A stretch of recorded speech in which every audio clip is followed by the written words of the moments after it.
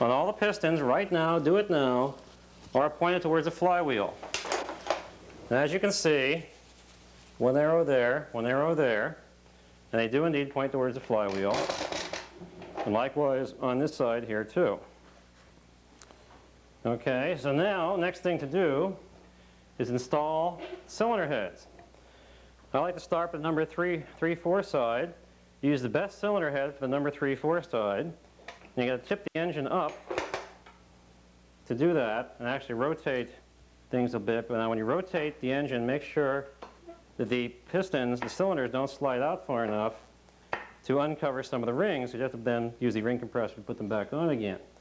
Rotate it with the engine a bit to where no pistons are top dead center.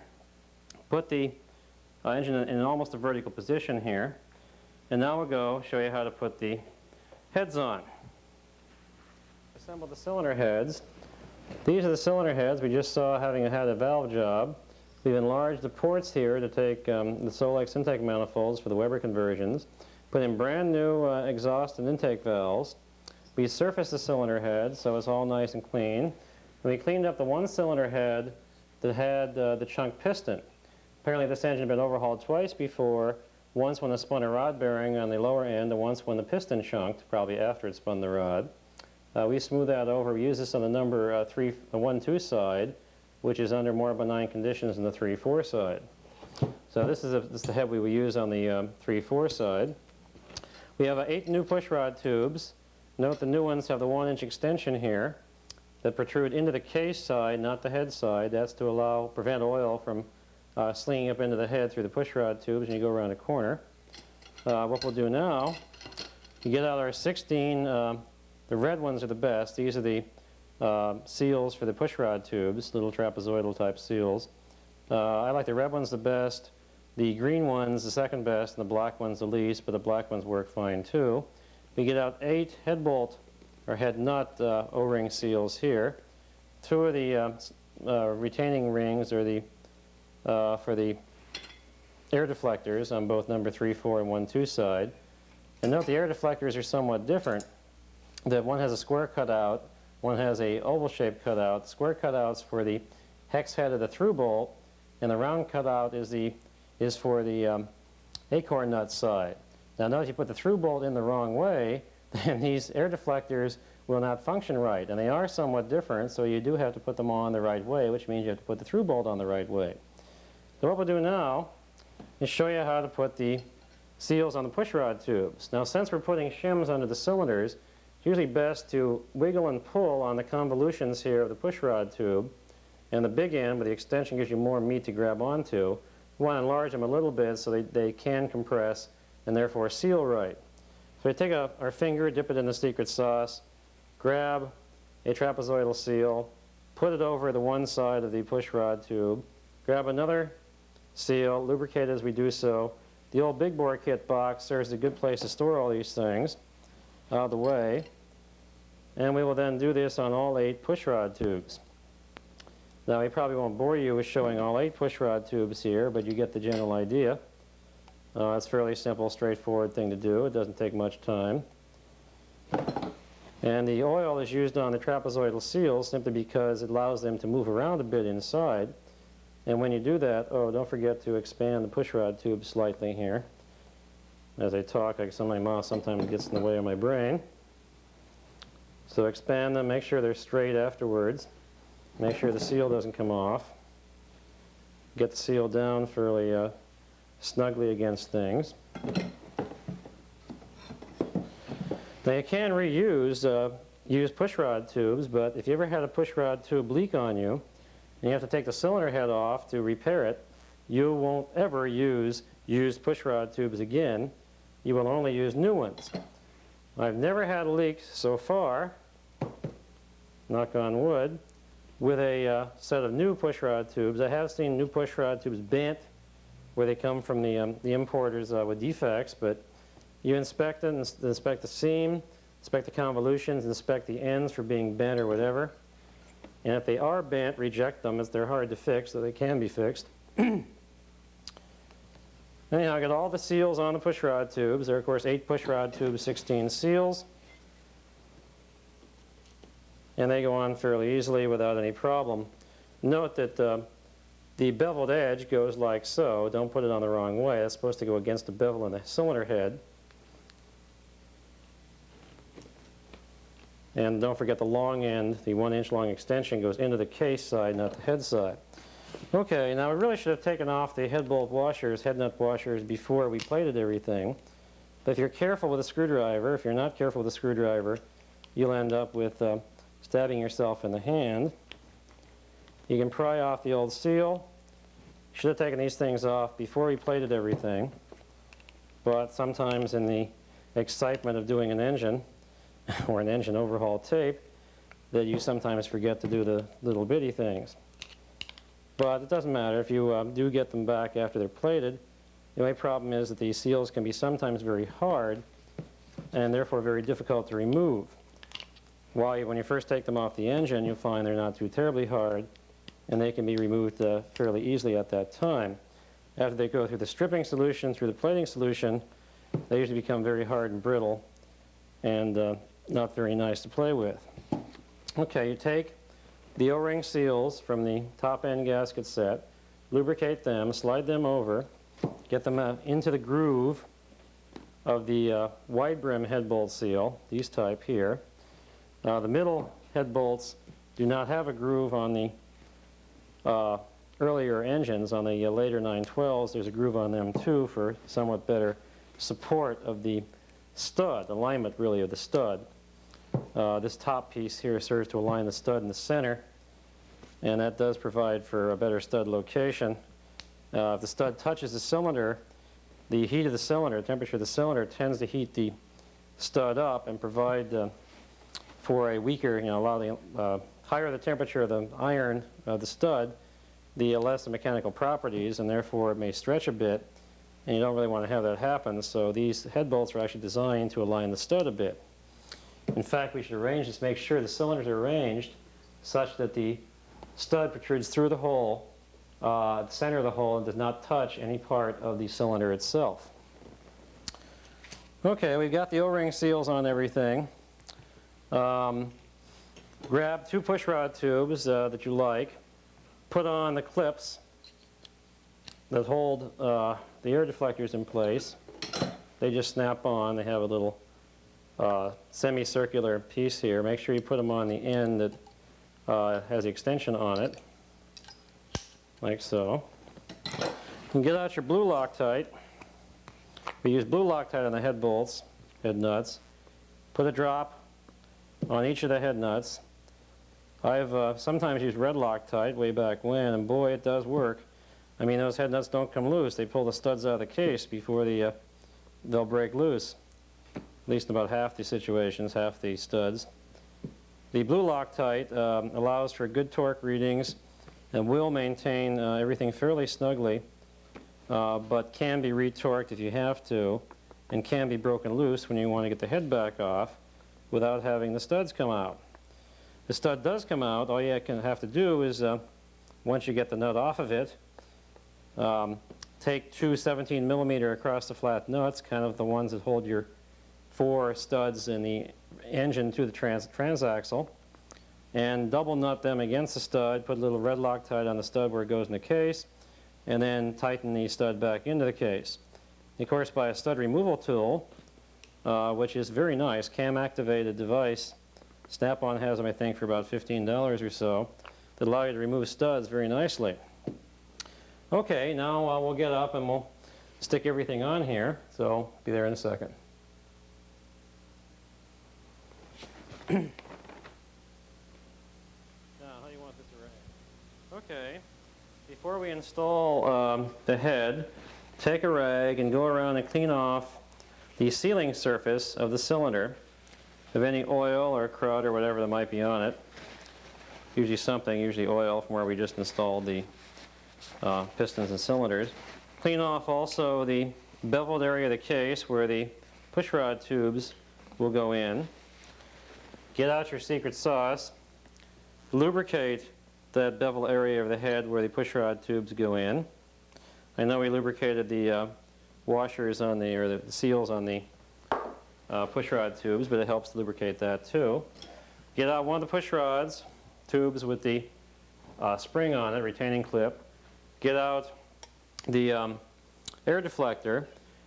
Do a trial test of fitting the cutout over the through bolt washer. And sometimes you'll find that the case washer will actually touch this edge here, which it's doing in this situation.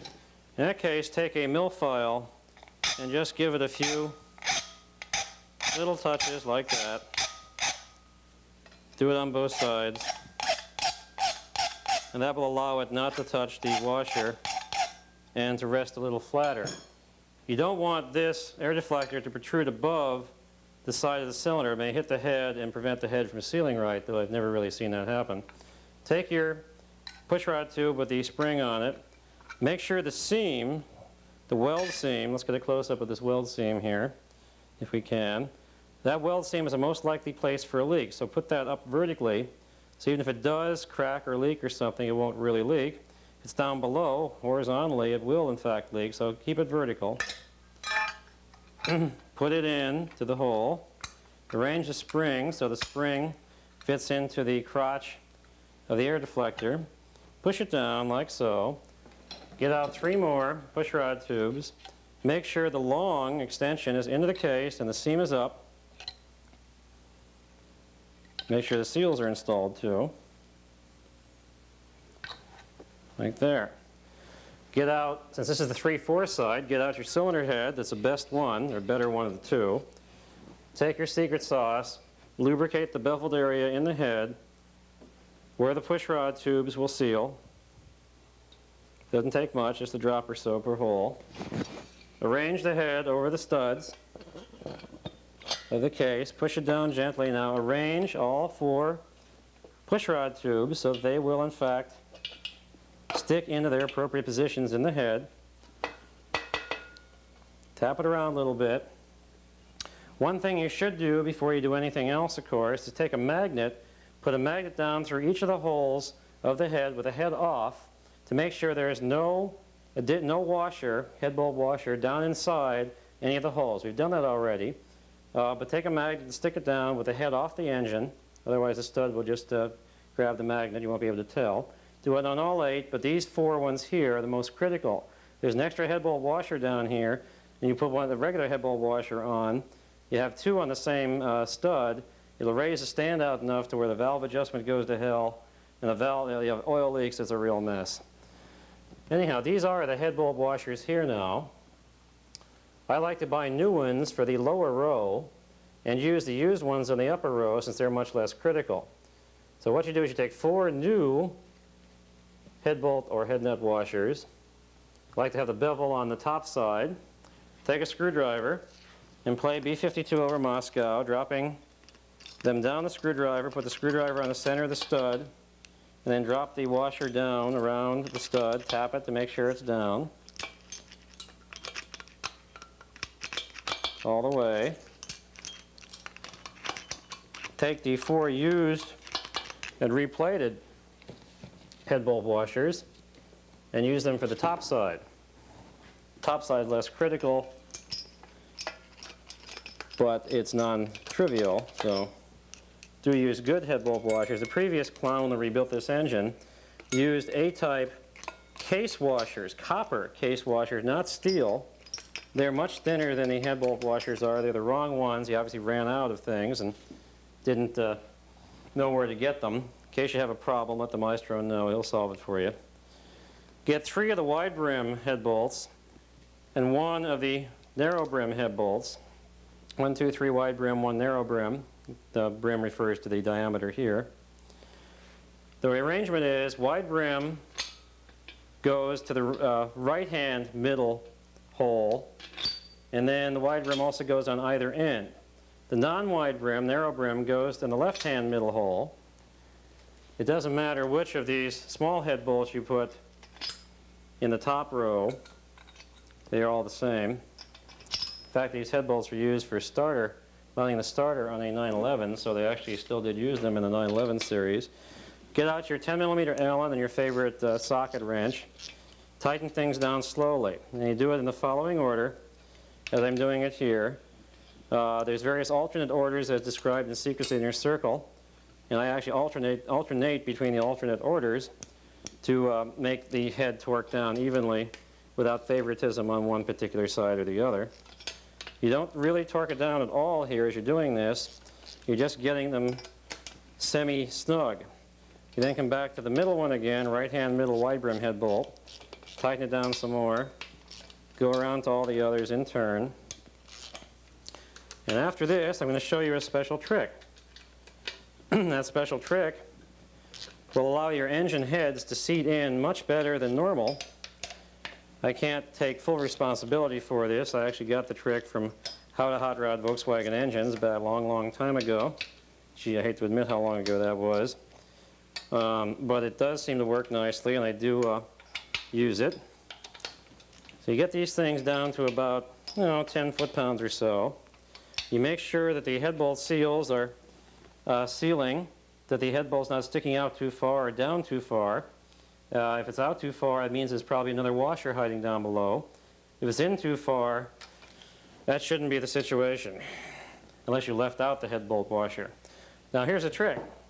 Before you torque these things down, rotate the engine and put the head on the 1-2 side. Clean off the top of the cylinder sealing surface. The reason why you want to do this, put on the other head before you torque down the first one, is that way you can alternate the torque between the heads, and as the one head torques down, these studs stretch. And they can actually stretch and distort the case a little bit, and it may affect the other head. If you torque alternately on the head, you'll accommodate that stretch, and they prevent leaks between the head and the cylinder that way. All right, so pardon my movement here. Get out the secret sauce. Pour a little, or take your finger and put a little secret sauce on each of the pushrod tube bevels. Get out pushrod tube with the air deflector. Check to make sure air deflector will miss that washer. This time it does. We don't have to really cut it out. Make sure the seam is up. It is. Stick everything in place. Get out the remaining 3 pushrod tubes. Seam up in every case. Like that. Find the seams. Sometimes there are things that look like seams. They're drawing marks on the tube. They're not seams. The welded seam is fairly obvious once you get to see it. Take your the head that's the less good of the two. Put a little bit of secret sauce on it, on the beveled area where the washers seal. Make sure everything's kosher. Take the head, stick it down over the top of the studs. Arrange the pushrod tubes so they fit through the appropriate hole in the head. Tap it down. Get your screwdriver and the 4 new head nut washers. Play B-52 over Moscow. Put the 4 washers over, one to a stud. Tap them down with a screwdriver. Get out the 4 used and replated head nut washers.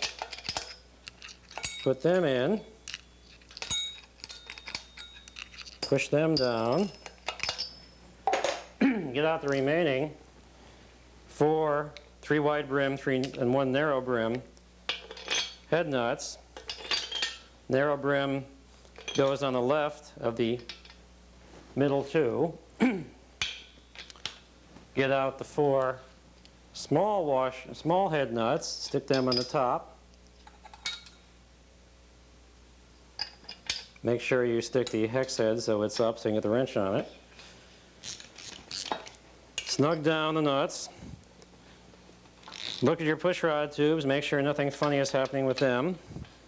They're all in place. Correctly arranged, seams up. Torque, well, don't torque, just snug down the nuts. Not even tight. Take a couple of passes to do this. You want to creep up on bringing the head into contact with the cylinders so everything is done kind of smoothly and easily. Don't just want to lean on one particular nut to get it all down. You want to bring everything down evenly and happily, like a nice landing on an airplane. You don't want to hit the ground hard. You want to come in for a nice smooth landing. Right. All right, after you've gotten things snugged down, now's a good time to rotate the engine to horizontal position. Get out your torque wrench.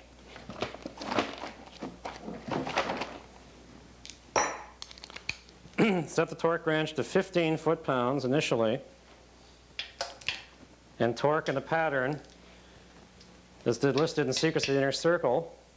Like I say, I alternate between two torque patterns. If you follow this carefully, you can see which ones they are. You start at the middle and then work your way out to the outer head nuts, like that. Once you reach 15 foot-pounds on this head, go over to the other head. This is the trick. Torque the other head down to 15 foot-pounds. There's going to be a lot of crossing back and forth here, but that can't be avoided.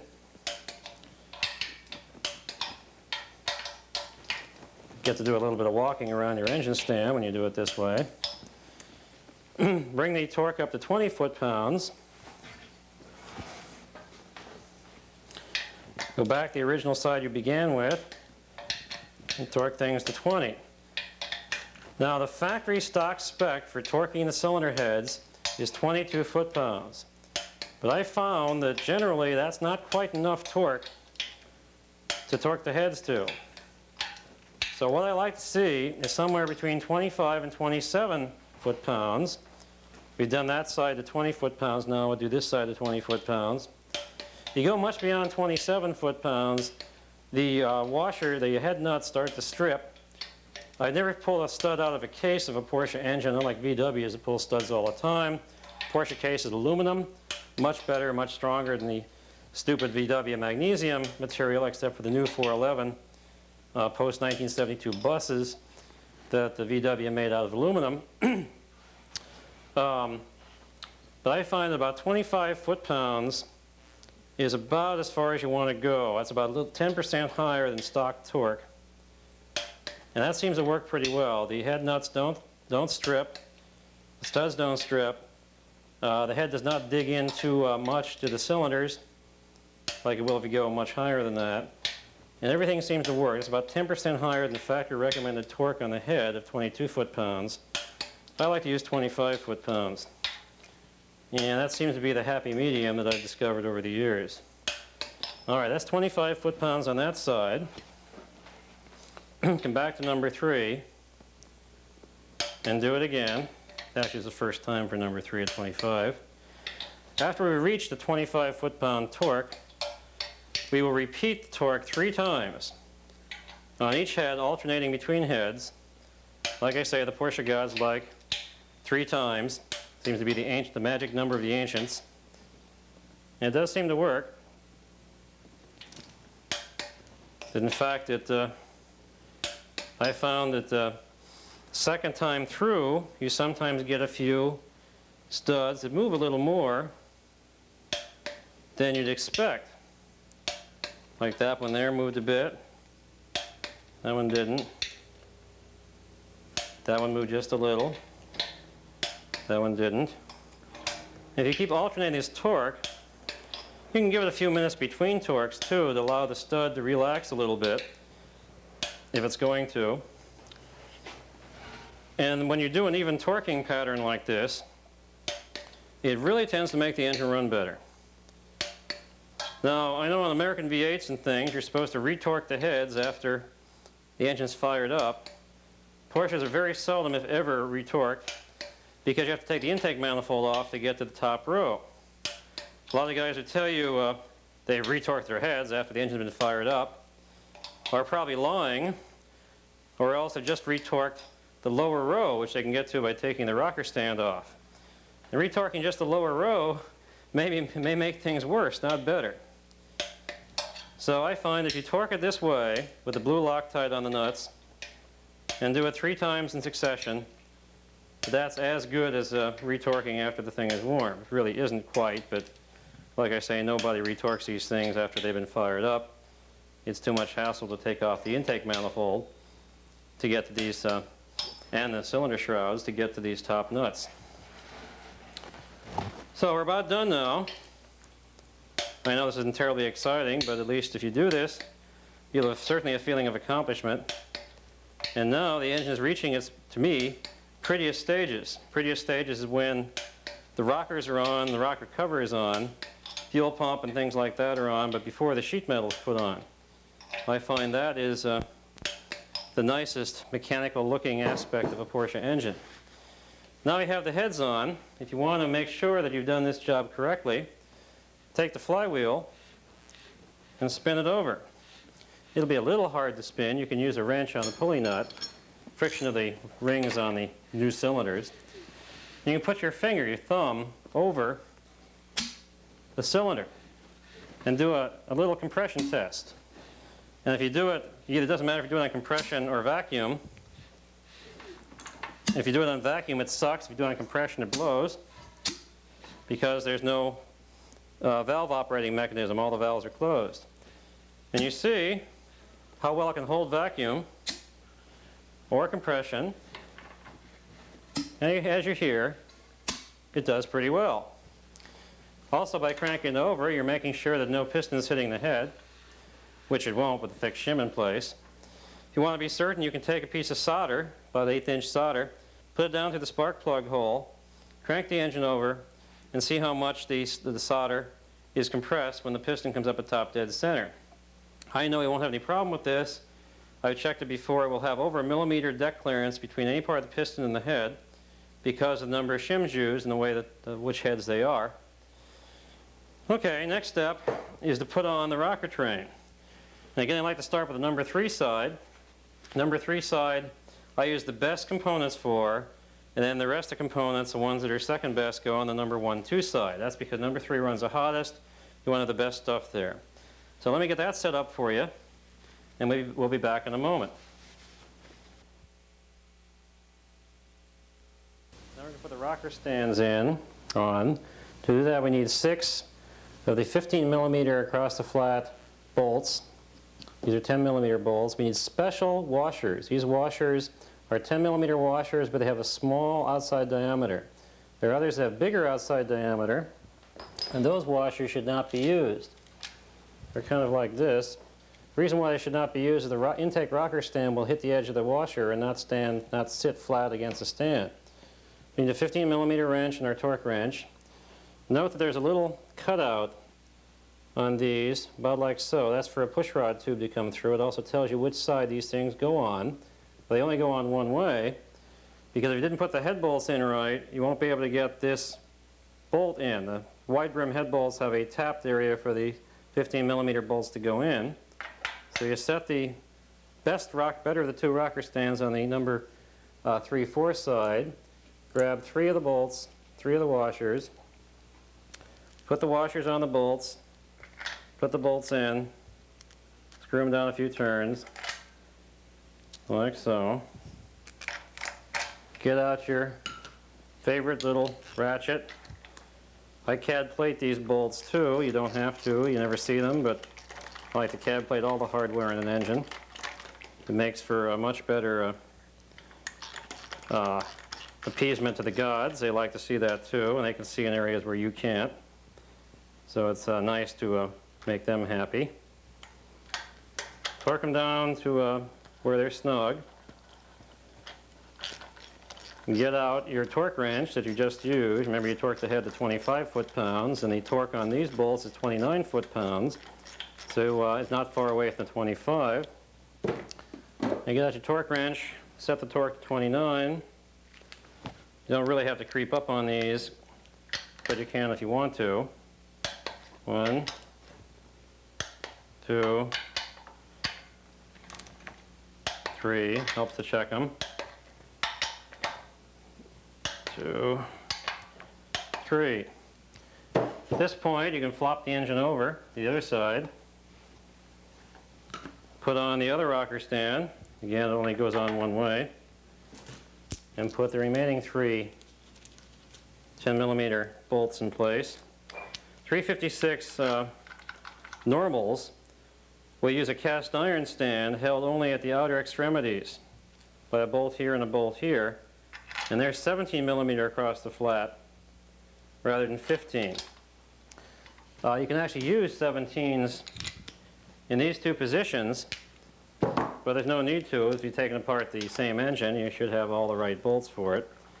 But if you get some Volkswagen shop that specializes in Porsches, watch out, you can have almost anything in here. Put a 17 millimeter across a flat bolt there, you never get the rocker stand, the intake rocker stand in place. So get them snug, and then get out the torque wrench and torque them down. And now you have installed both intake rocker stands. You can use blue Loctite on these too, but I've really never had one come loose. Crank the engine back over to number 3/4 side and get out your cleaned parts for the benign cleaner. Remember now, we had a couple of rockers that were in fairly, well, they had a few pits on them. They weren't bad. They had a few pits. So you take a mill file, medium mill file, and surface them by doing about 100 strokes this way. Try and pivot the rocker at the same time you're filing to get the same type of curvature the rocker has on it. And after about 10 minutes of this, you'll find that you've actually got a fairly smooth rocker, which we have here, because I've been doing this for a while. These are very hard to machine. You have to have a special jig to machine them. And your local machine shop, I guarantee you, won't have them. I save the old rockers up, and eventually we'll redo all the old rockers when we run out of good used ones, and we have a good supply of them, so it'll be some time. This gives you the idea. And we've already done most of the work here for you, so you don't have to worry. They're now in pretty good shape.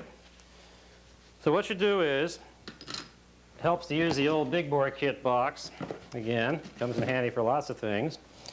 You grab a new paper towel, and you grab, say, 4 push rods, or you can use all 8.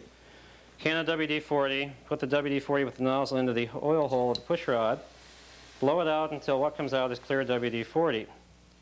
We've cleaned all these things in nice benign cleaner, so they are fairly clean now. So you got to blow out the old cleaner and any other crud that exists, make sure the passageways are clean, and that you have a complete connection between one end of the push rod tube and the other. Now a good way to check, set this aside for a moment, the push rods themselves are not bent, is to roll them on a flat surface.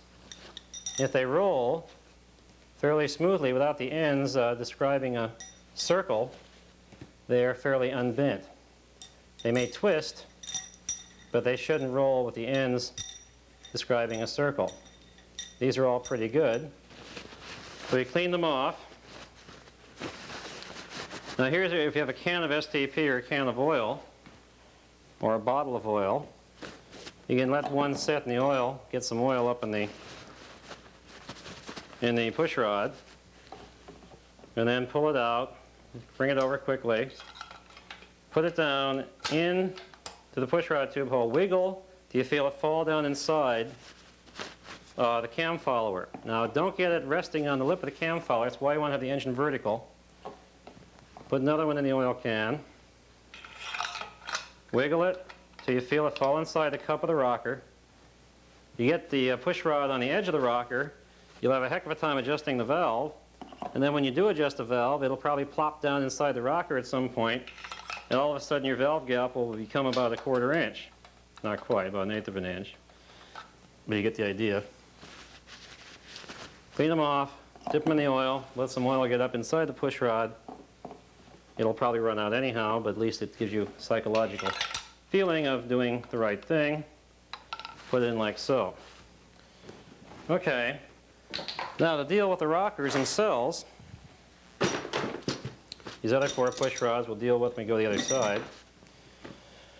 What we do is we take a rocker, this is an exhaust rocker, clean it off, take some WD-40, stick the nozzle into the adjustment screw nozzle and blow. And you'll see the oil, WD-40, come out the inside of the rocker. Blast it all off really nicely. Now there should be a little oil hole here, right, like so. If we're lucky, we'll even see some oil coming out of there, some WD-40 coming out of there. This oil hole squirts oil onto the intake valve spring area. And you should make sure they're open, like so. Now the factory, when they did an engine, a new engine, left these open and told the dealer to plug these after the engine broke in, because otherwise you can sometimes throw too much oil on the intake valve spring and cause complaints of smoking from the customer. I like to use only open oil hole rockers. I find it works better. It may smoke a little more after a while when the valve guides wear, but so what? It's not too terrible. And it lubricates things. So you set that aside and you go the next one, do the same thing with it. Blast it all out all over. Make sure the oil hole is open as best you can. Okay. Clean it off and set it aside.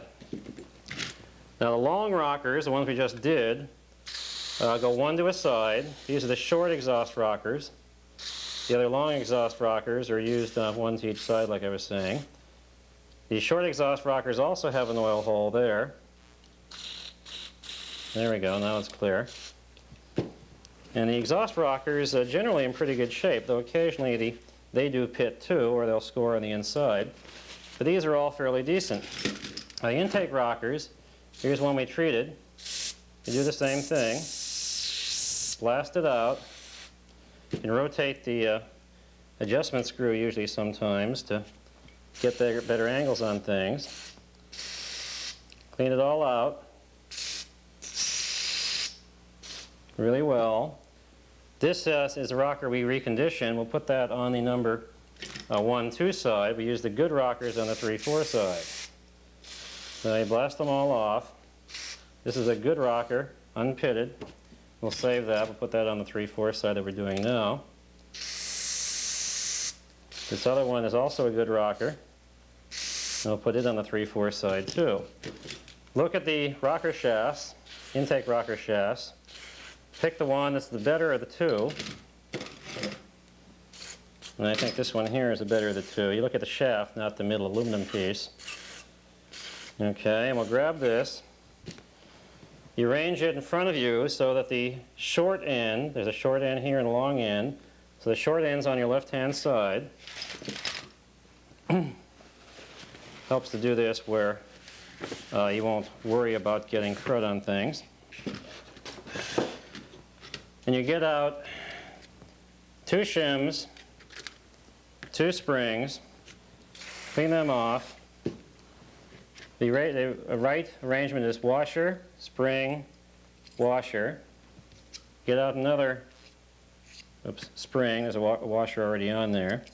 So it goes washer, spring, washer, and the intake rocker. But before that, we put a little dab of our secret sauce on both sides. Take the intake rocker, stick it over, make sure it spins freely. If it doesn't, try the other rocker stand. Like so. Maybe tight getting on, but once it's on, it should spin freely. Make another shim and cap, one of the caps. Put the cap on. You sometimes have to tap it with something. Your hand usually works. Put another shim on this side and a cap on this side. Take the rocker, set it over the studs, push on the caps inwards, rotate a little bit, wiggle, rotate. Get the cups of the rocker adjustment screws over the push rods. Push it down. Go to the better of the 2 short exhaust rockers. This one here is pretty good. Get out the best of the short rocker shafts. That one there is pretty good. Clean it off. Now if there are score marks on it, we're going to rotate it so a new virgin area is going to be used as the bearing surface. Again, the arrangement is washer, spring, washer. These are shims actually. Secret sauce, short rocker with the adjustment end towards you. Right. Okay, do the long one then. Let's try this one. We'll find this buddy yet. This is why it really helps put everything together so that this is probably the hard one. The one that's very difficult getting off. It's difficult getting on too. We can use the same technique though as before. Put it on. They're usually distorted from people over clamping the nuts that hold the rocker to the rocker shaft. And that's why we're having some difficulty here. So what we do is take the next best rocker. There's the next best rocker.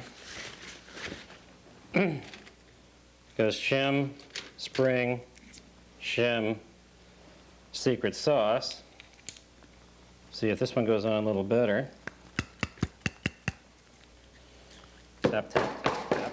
Okay, we'll get out our special installer and our special tool necessary for doing installation. Tap it a few times. Once it gets beyond the point of distortion here, then it goes on very well and spins very nicely. Make sure that the area that's worn is up on top facing you, like so.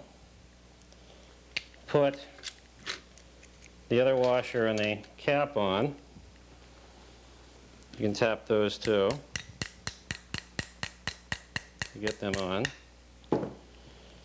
Do a triple check on the crud, or any score marks here. Make sure there's no crud. Make sure the rocker rotates fairly freely. And the exhaust rockers, the short ones, only go on this side. I mean, one to a side. Put the cup in, like so. We'll deal with the long exhaust rocker now. Find out which exhaust rocker wants to go through. Looks like the previous clown before us really torqued these things down. There we go. We'll use this one, clean it off. It goes, again, shim, wash, spring, shim, spring, shim, secret sauce, exhaust rocker. And again, we may have to use our technique, like so. And again, once it goes in, it usually stays in. Occasionally the other end will come off. Now it's really slippery. So just put the cap back on. No big deal. Get another shim. Clean everything off. Another cap. Little love tap. And put this one on. This is the exhaust rocker for, in this case, number 3 cylinder. A few taps with your hands usually to align it. Sometimes that doesn't work, so you have to take it off and realign it. There we go. Put the cup in. Okay, now we go and get the saddle washers, the special saddle washers to fit over the intake rocker stand and the stand here, and the special nuts, and I'll show you them. Be here in a second.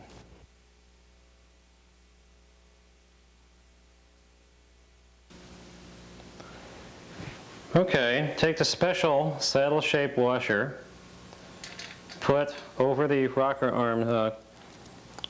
arms like so. There are 6 of these special saddle shape washers on each side, 12 total. And then the same type of washer, regular washer, spring washer, that's used on the third piece, a smaller OD style 8mm washer, is used on top of the saddle washers. And then very special thin 8mm nuts with standard thread. These nuts are different than the valve adjustment nuts. And though the valve adjustment nuts look the same and are very close, they are not the same. So don't use the valve adjustment nuts on the rocker for the rocker tie downs. Now, there's one place where you can get away with the big washer and the big regular 13mm nut. That's right here in the middle of the intake rocker stand. And actually the big nuts, regular 13mm nuts, will work. But factory use these thin ones. And I think you should also use these thin ones too. You must not over torque these thin ones or they will fail. That's why I like to use a wrench on them. You can torque them down to between 15 and 18 foot-pounds, but I think you're much better off going closer to 15 than you are towards 18. They tend to strip out at about 18 or so. So on the intake rocker stand, it's kind of best usually to torque down the middle nut and then go over to the outside ones and torque them down evenly. If you do one of the outside ones first and an intake rocker happens to be open, then you can put kind of undue stress on the rocker stand, etc.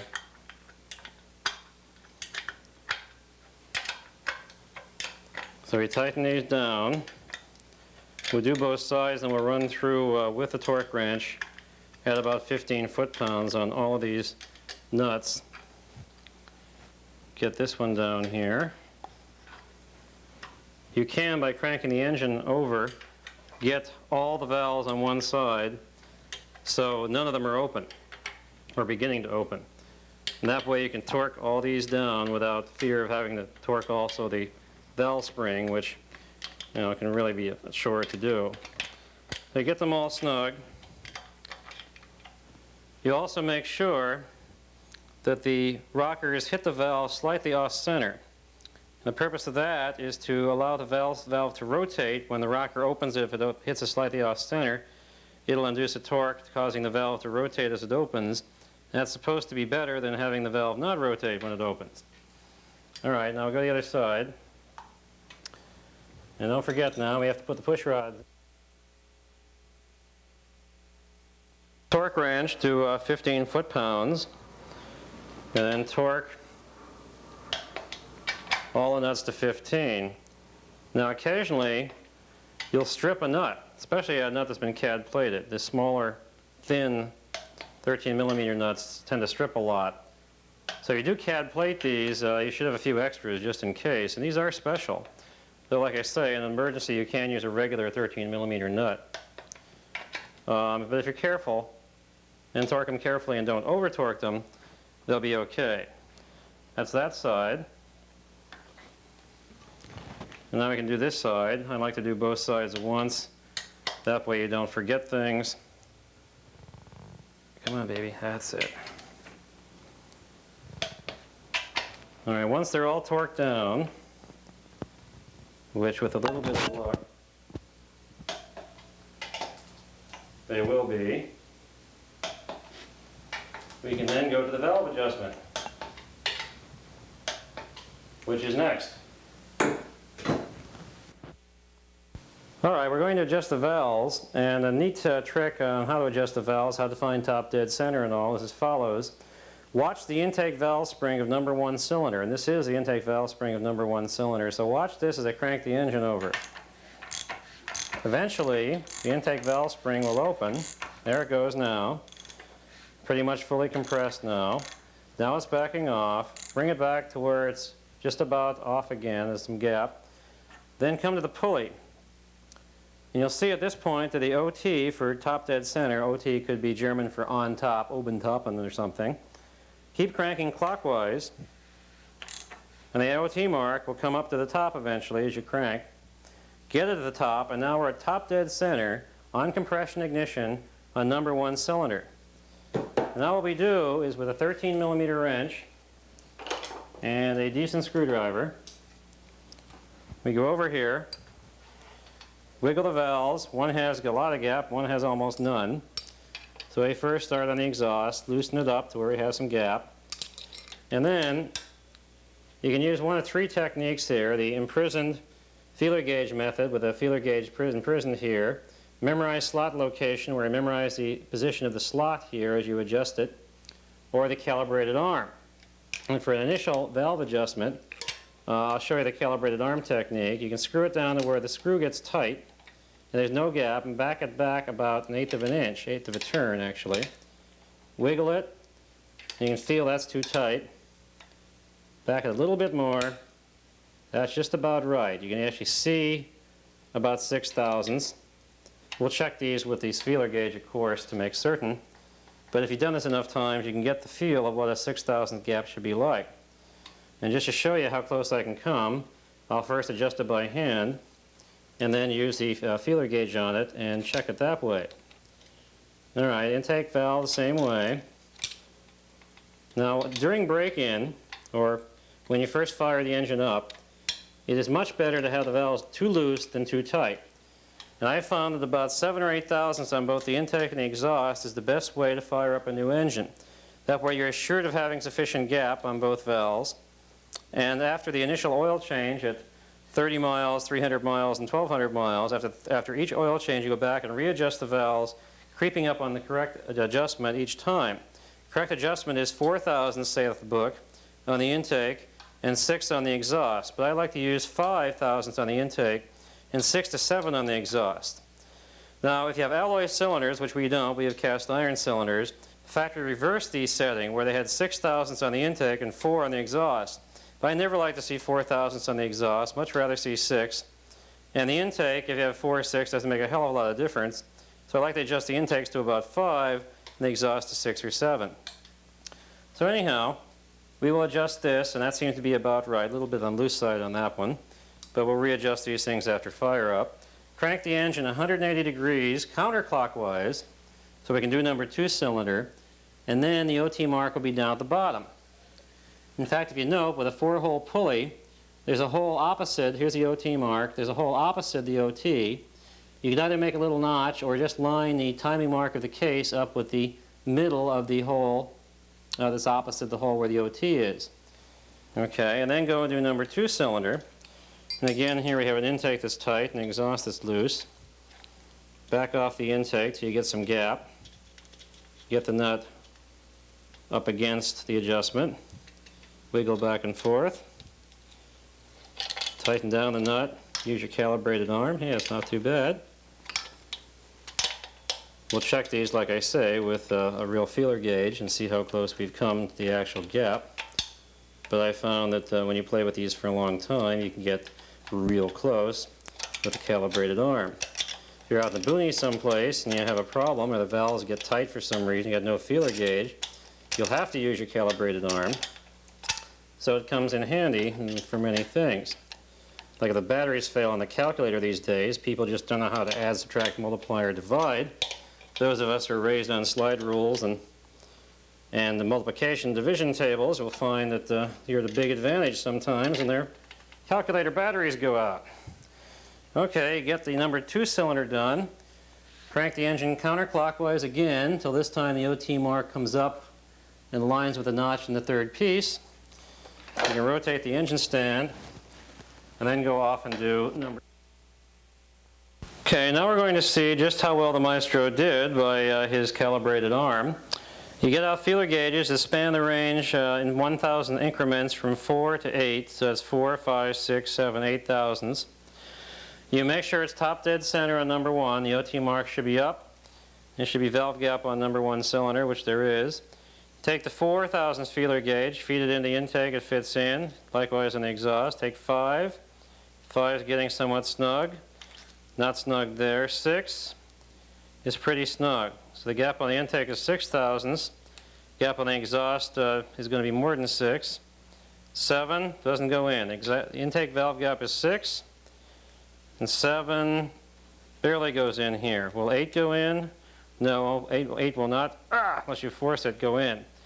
So exhaust gap is 7, intake gap 6. For break-in, that's fine. For normal adjustment, I like to see 6 or 7 on the exhaust and 5 or so on the intake. So the Maestro's calibrated arm is still calibrated. Check number 2. Crank the engine counterclockwise, 180 degrees, so the OT mark is down at the bottom. In fact, there's a circle up here at the top of the 4-hole pulley the topmost part of the circle lined up with the notch in the case is also 180 degrees out, or top dead center on number 2 cylinder. Go over the number 2 cylinder intake and exhaust, put the 4 in, it fits in through both. The 5 is a little more snugly on the intake, but no problem on the exhaust.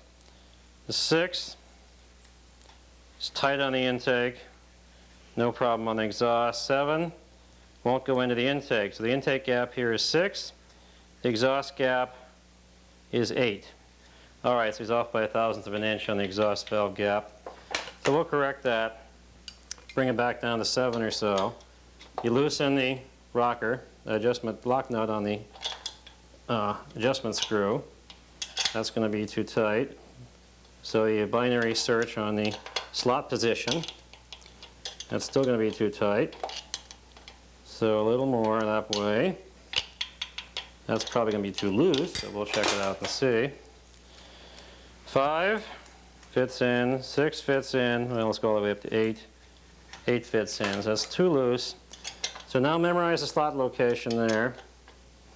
Loosen it, bring it back clockwise like there. Tighten it down, it feels better. Try 8. 8 won't go in. 7 will go in. 6 goes in easily, yes. The gap's about 7, that's where you want to be. Do the same thing, crank it counterclockwise again for the number 3/4 side. Bring the OT mark back up on top dead center. It's top there to the, bring the OT mark back up to match the notch in the 3rd piece. That's top dead center in number 3 cylinder. We can go over there and redo that, check the gap, make sure it's about 6 to 8 thousandths on both the intake and exhaust valve for fire up. We won't do that now, we've already done it. So next thing now is to put the valve covers on. And for the valve cover, best thing to use that I have found through a multitudinous experience is the 3M Super Weather Stripping Adhesive. It's also known lovingly in the trade as Gorilla Snot because it has the look and consistency of what Gorilla Snot might actually look like. Okay? Take and wipe off the initial stuff that comes out of the tube, and then lay a bead, blows bubbles too, about 1/8 of an inch wide, all the way around. This takes some skill in squeezing the tube while you also maneuver the nozzle around. And usually after the first one you get better at it. Go over any area that has not enough. Stringy. Let it set for a few minutes. Do the other one.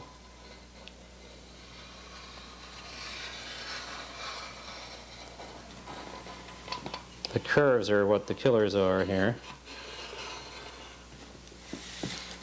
Like so. Always put the cap back on immediately or you'll have to use a nail to unplug it.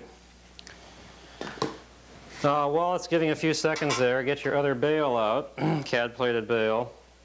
Put it in the other side here. Okay. Take your WD-40 can and spray the valve springs, etc. If you're going to be firing the engine up, you can use WD-40. If you're going to be firing the engine up quickly, you can use WD-40. If you're going to be keeping it for a long time, pour oil on everything here. Spray both halves, both heads, around the valve springs, the valves, the rockers, etc. Now come back to your valve train, or your rocker covers here. Put the valve cover gasket in place. Now that the 3M snot has had a chance to evaporate a bit. Stuff really stinks, so it helps to do it in an open room, unless you like getting high on brain-destroying chemicals. Boy, that stuff is good. Jeez. Okay, you push the gasket around until the snot starts to harden. Try not to get too much of the Gorilla Snot on the top side of the gasket. That tends to stick to the head then. In fact, what you should do is spray some WD-40 on the sealing surface of the head itself so the Gorilla Snot won't stick to it. That way you can get everything off nicely. All right, things seem to be pretty good now. Make sure the gasket is sitting there well. Stick the valve cover in place, bring up the bail, tap it down a bit. Go over to the other side.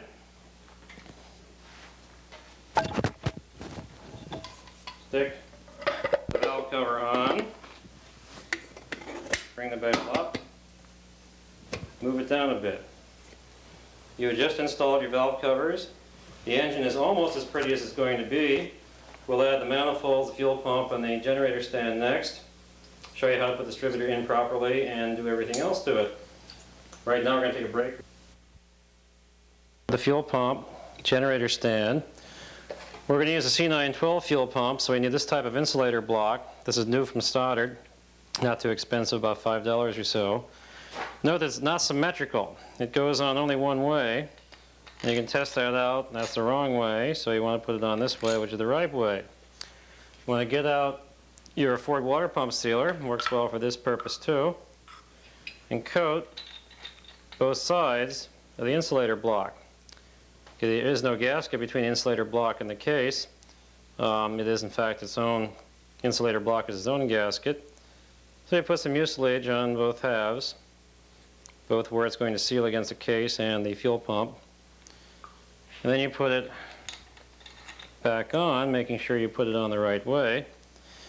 You get out your brand new fuel pump, C912 type here, come nice plastic bag. You also have to get out from your lower end gasket kit the O-ring seal that fits here on the new fuel pump. They don't provide that. Put the O-ring seal on, quite trivial. Get out some wheel bearing grease. Stick your finger into it. Oh, it feels so good. Put the wheel bearing grease around the spring and on the tip of the plunger. C912 pump is a much simpler pump and therefore lasts longer than the B or A-type pump with all the monkey motion. Simply feed the pump in, push it so the seal goes through. And you can use 12 or 13 millimeter nuts. I like 13 because you can always use a half-inch wrench on it. If you use 12, there's not much American wrenches that are out in the boonies you can borrow. Put the 13 millimeter nuts on. Of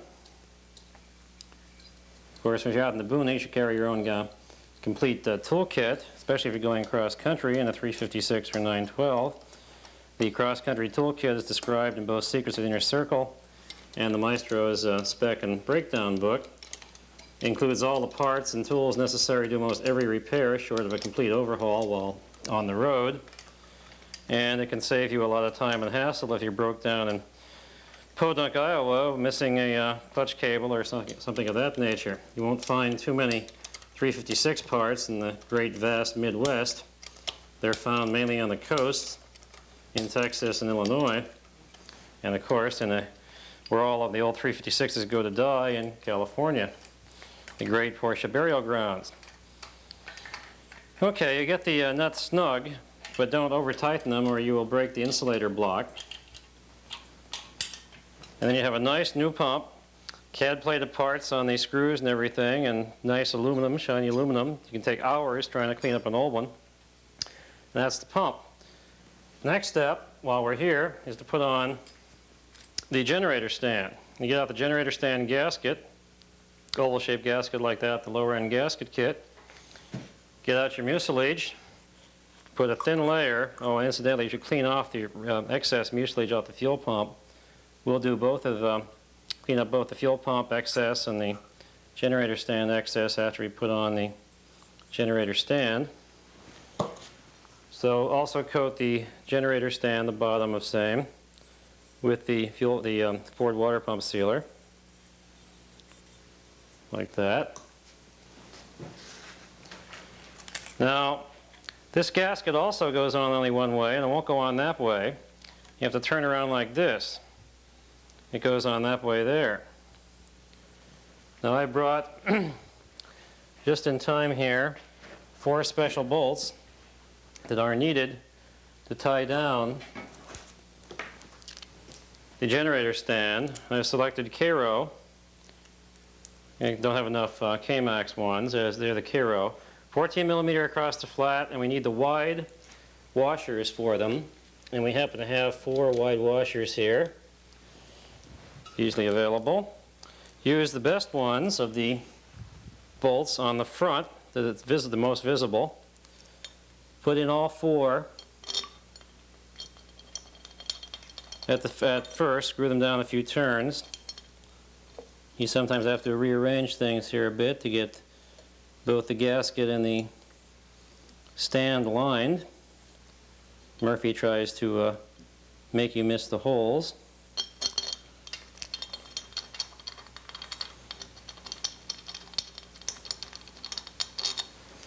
If you give up, just take off the generator stand like so. Carefully set it down from the top, and we'll find these holes here. There we go. Use the next best one on the, well, actually the rear of the engine. Rear is towards the rear of the bumper. Front of the engine is towards the front bumper.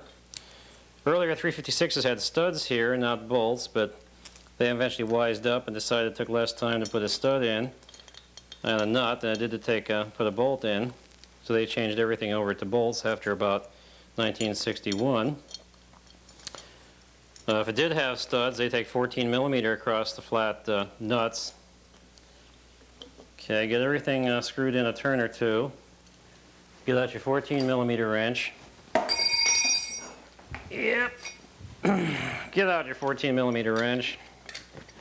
And then tighten them all down till they're almost snug. Go to the next one. Don't lean on these too much when you're torquing them down. You can torque them to 15 to 18 foot-pounds. Of course, you have to use a calibrated arm on the right front one, simply because you can't get a torque wrench in there to torque them down. This isn't very critical anyhow. Generator stand just has to be tight, not held in by King Kong like torque. So we'll tighten this down now. Incidentally, you guys that do have 356 and 912 Porsche engines, the Maestros database of over 2,000 engine numbers, of engine ID number, case casting number, type number, and the date stamp that we showed you on the inside of the main case halves is very important. It correlates to the internal parts and when they made important changes in the internal parts, and that way you can tell from external numbers what internal goodies your engine has inside. So I really appreciate it if you'd send in your engine ID number, case casting number, type number, and if you do have a car, then of course your chassis number. And from the database, it's now so good that we can get down to the fiscal week your engine was made simply by looking at any of the ID numbers or the case casting number. And we also tell you what all the internal goodies are in your engine. If you want to find out for yourself, the new versions of Secrets of the Inner Circle has in the back of it 32 pages of engine database. And that way you can tell for yourself what your engine is, or if you go see us at a swap meet engine or engine for sale or your buddy's car or whatever, you can tell him what he's got. Now don't forget too, there's a 3-piece match number that's on this case half, the main third piece here, and back on the flywheel, either side of the split. And all 3 pieces must have the same 3-piece match number. If they don't, then the third piece has been changed and the engine ID number won't tell you really what the main case halves are. But the case casting number always will tell you what the engine is, because that's on the main case half. If you don't have a case casting number here, it's probably a replacement case. And there are other ways of telling then, based on the characteristics of the engine. Okay, generator stands on. You can polish this up if you want to, make it look really nice. Next step, we'll put the heater boxes on. The ones we took off, they are the same ones.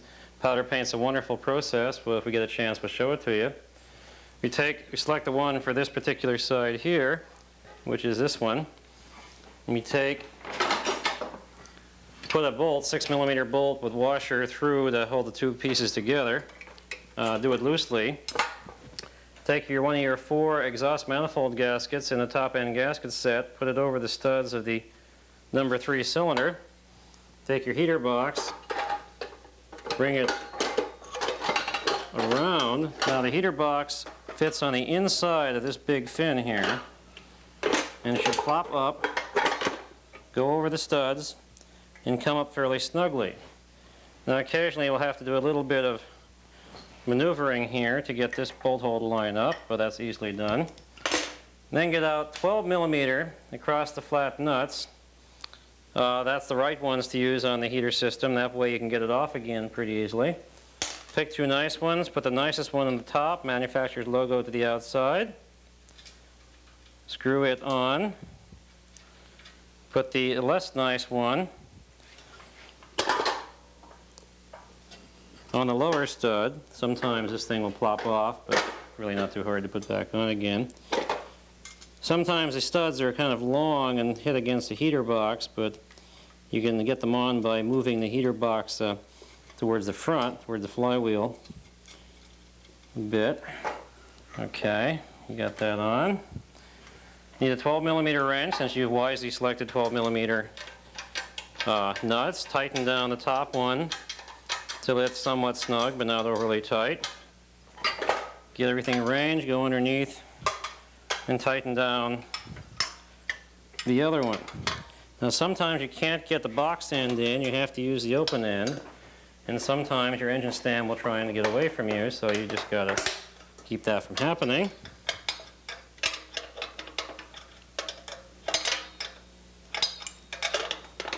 Okay, you have to find your favorite wrench for this. I've gone through a few of these. In fact, you sometimes have to alternate from wrench to wrench simply because it's so hard to get in there with the heater box and everything else in the way. But eventually, if you try long enough and hard enough, you can get a wrench in there to fit. It's a tight fit. You can't possibly get a socket in there, of course. You must use a wrench, but alternating with the open end and the box end, we usually do it. You're going to get it somewhat snug here. Make sure the heater box is coming up. Now we should be able to manipulate things, yes.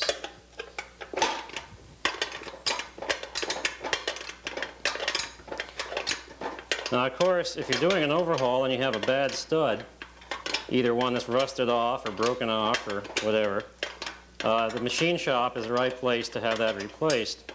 You can try the double nut technique to get it out, but sometimes that won't do anything. At the machine shop, they can take and weld a nut onto the stud, let it cool, and then with a wrench you can back that stud out, I guarantee you. And occasionally we have to do that with studs. That's a good technique too if you're taking the head off and you found the previous idiot had stripped off one head. They leave off the head nut washers. The stud can protrude so far through the head nut, especially the small ones, that you can't get the wrench in there. The wrench will actually round off the internal hex of the nut. And then you have to cut the stud with a hacksaw, or you get the head off. And how do you get the stud out? Well, it's fairly simple. You take a 13 millimeter nut, or any nut that'll fit over the remaining part of the stud, and weld it to the stud. And then just back it off with a wrench. And that's one way of dealing with bad studs, either in the case or in the head. Okay, that's up there pretty well. We will now go around the other side. Take your other exhaust manifold gasket, the second one of 4. Put that on the head, like so. Feed the J-tube heater box combination up, over, and onto the studs. Get out 2 more 6 millimeter nuts. Use the better one for the top. These are both pretty good. That's good. Mark of excellence. Incidentally, 12 millimeter across the flat nuts are found on, as I said before, a lot of Japanese cars. So they're readily available now. They weren't for a long time, but they are now. It's a 14 millimeter across the flat nuts used for the case perimeter bolts that are extremely difficult to locate anywhere. And those are pretty much limited to getting them off old Porsche engines. So next time you're a swap meet, it's a nice idea to stock up on nuts and bolts and things. Now, if some guy has the remains from an engine, just the hardware, he can't get much for, offer him $5 or $10 for it. And believe me, that'll come in handy. And here we go, a turn at a time, or actually about a quarter turn at a time, is about all you can do on some of these lower studs. But it will get tight eventually. Just bear with it.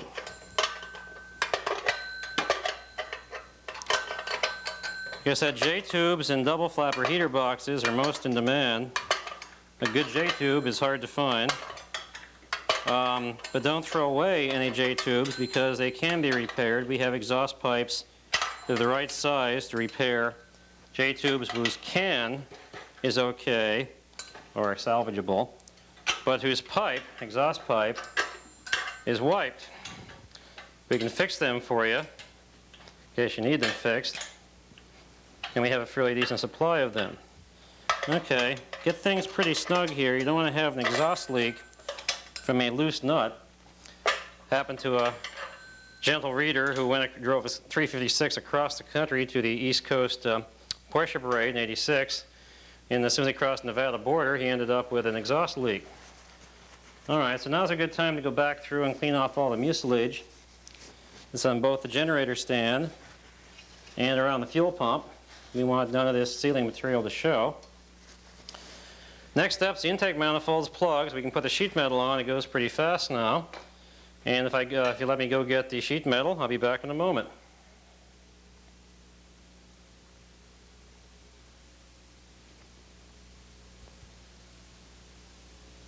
Okay, now we're going to put the intake manifolds on. For that we need Solex intake manifold gaskets, so we hog the heads out to match. 2 long bolts for the Solex manifold or the Zenith manifold for the middle right here. 4 nuts. I use 13 millimeter across the flat. They're convenient and the spark plug gets past them. 4 small washers for the nuts and 4 big washers with thicker flat washers underneath the spring washers. These are Solex manifolds, intake manifolds, without the manifold studs. The reason for that is we're going to put Webers on this engine, and to do that you need an adapter plate. If you're going to use 40 Webers, you should use the Solex manifolds with the adapter plate. The adapter plate screws into these stud holes. So to get the studs out of the Solex manifold, you take 2 nuts and tighten them against each other and then back out the stud on the lower nut. And that usually works. If these manifolds aren't nice enough for you, you can paint them up with aluminum paint, like you can do the case. Technique is to spray some aluminum paint on after these are cleaned, of course. Then take a rag or paper towel and go over them, and that way it cuts the glare of the quote chrome aluminum paint and just allows the paint that gets in below the surface area and the pores and crevices to show through, and that makes for a fairly nice job. Looks like a nice aluminum manifold. But we're honest today, so we won't paint these. You grab the Solex manifold gaskets, and you don't have to use any mucilage on them unless you want to. I normally don't, that way they come off pretty easily. And you put the Solex manifold gaskets on both sides. You simply take the Solex manifolds, set them on the gasket. They go on this way, of course, and they're identical manifolds. Take the washers and studs and arrange them as I described, with the small outside diameter washer over the studs, and then a flat washer and spring washer for the long bolt. Screw the long bolt in a way to get it started. Put on a couple of nuts, using 13 millimeter across the flat nuts here. The long bolt, this one for the manifolds, should be a 14 millimeter across the flat. For 356s, 912s use a 13 millimeter across the flat bolt. So you can usually reach the other side, just get them on loosely. And we'll go back and get our wrench out. 13 and 14 millimeter socket in this particular case. If you use 14 millimeter across the flat nuts here, they tend to interfere with the spark plugs. And again, 14 millimeter across the flat nuts are getting quite hard to find and should not be used in areas where you really don't see them. You should save them for the case perimeter bolts. So torque the nut down till it's snug. Change sockets to the 13. Torque the 13 down alternately. Watch the oil cooler, don't hit it with a wrench. You don't want to have any operator-induced faults like Chernobyl. Tighten down the nuts so they're snug. Get out the torque wrench. Again, 8 millimeter nuts are torqued to between 15 and 18 foot-pounds. Zero the wrench. I like to see 17, happy medium. Torque. 2, 3, 4. Change the socket to the 14 millimeter. Sneak up on it. 1, 2. You just installed the intake manifolds. Now, we're about ready to put the sheet metal on. If you want to now, you can put the plugs in. If you want to wait for the proof test, you can put the sheet metal on and try and put the plugs in through the sheet metal. However, I know that that'll work. So, get out your spark plugs. I like to try the Bosch Platinum plugs on these things, but so far we haven't had a Platinum plug that works.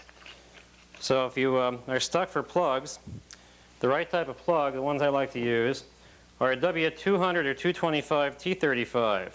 That's the old number. It has the extended tip plug, tends to advance the spark a bit. On Super 90s, I have a supply of the T7, which are the side electrode. Very neat plugs, and I'll show you them maybe before this tape is over with. Anyhow, almost all Bosch plugs used to come with the cap already on, which you have to take off to use the spark plug wires Porsche uses. The new plugs now come with the cap separate, and that saves you a few seconds. You don't have to take the cap off. I like to feed the plug in by hand. That way you avoid any possibility of cross-threading the thing. And believe me, a cross-threaded spark plug is something you don't want to have happen. Now these go at a slight angle. They don't go in straight. You're going to match the angle just right. Let's try this side here for the... I like to do number 3, 4 initially. That way if you get them in, everything else will go in pretty well. Although it's always the last spark plug you come to that will be the one that won't go in. And of course you need your spark plug wrench to tighten them down with. You can torque them, or you can just use a calibrated arm, but don't overdo it. This is an aluminum head, and aluminum heads don't like to have spark plugs that are over torqued. So you can do all these at once if you want to, or you can do one at a time. Take off the little cap. Don't ask me why they put these things on the first place when most of the plugs they sell, the little cap comes off. Nowadays, like I say, the cap is separate, loose in the box. Take it all off. And you can feed the plugs in by hand to the other side here.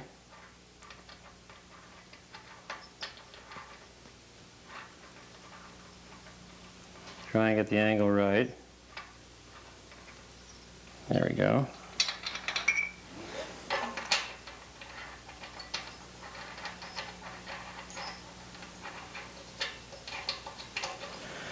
Now, if you pardon me while I go get the spark plug wrench, I'll be back in a second. Okay, the type of spark plug wrench you'd like to have is one that either has a rubber insert for gripping the plug nicely, or a magnetic spark plug wrench. It'll also grip the plug by being magnetic. I have the rubber insert type. It's available in the cheap Taiwanese sets and all. I'd rather have the magnetic type, and I've got one, but it keeps hanging around some things. Being magnetic, it tends to hang up on various bits and pieces. So tighten the plug down, now that you've got them screwed in slightly, by hand.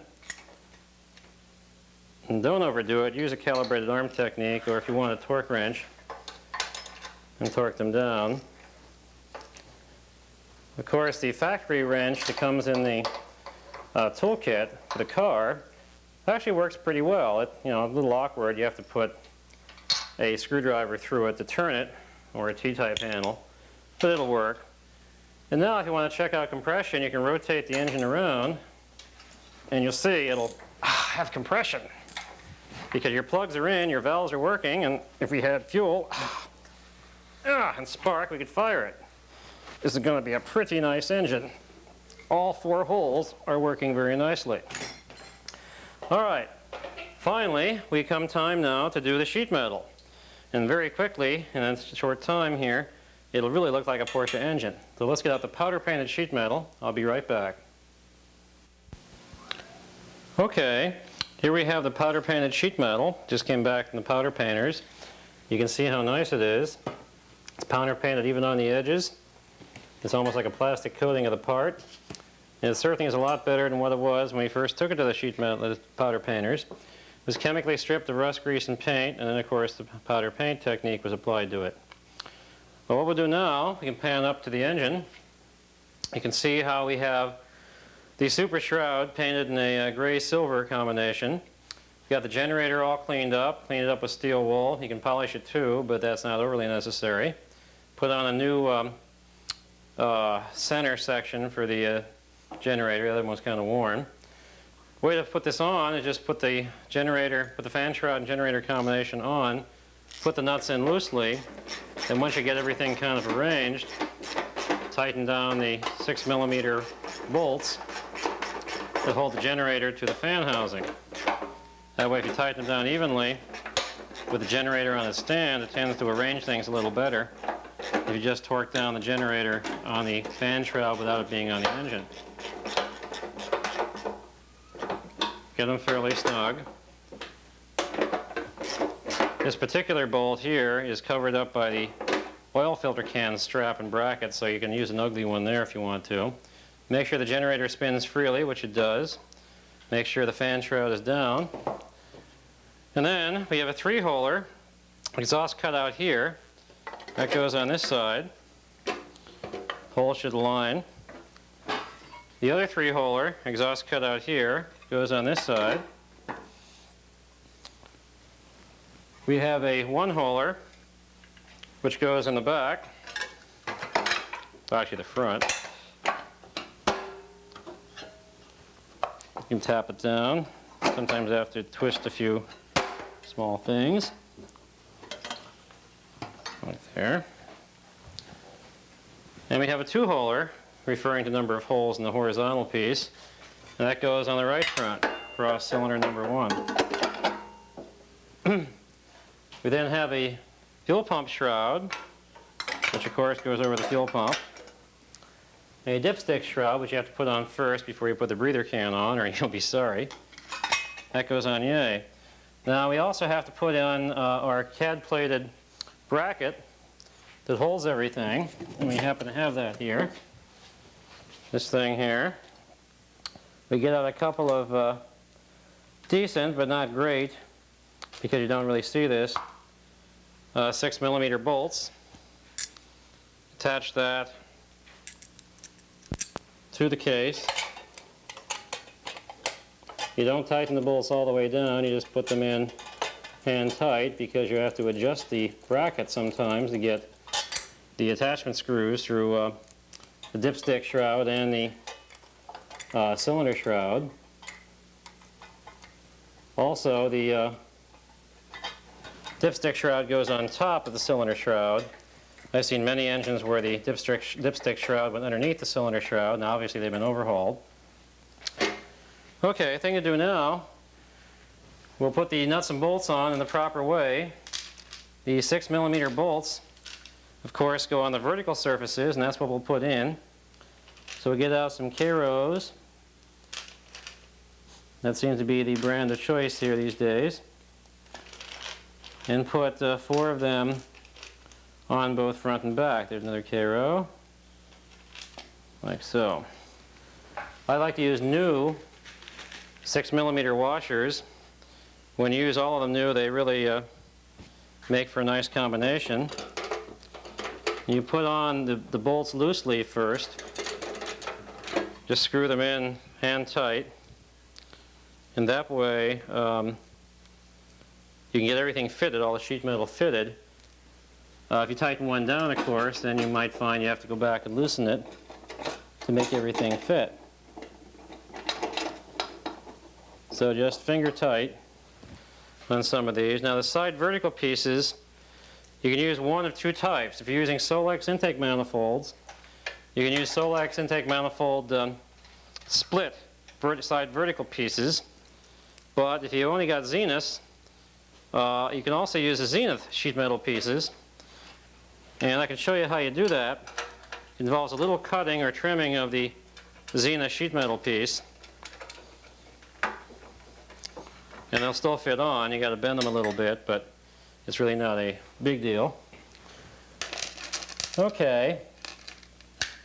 Now we put in the 6mm screws, and it helps to have a 6mm self-tapping screw with a little cutout there.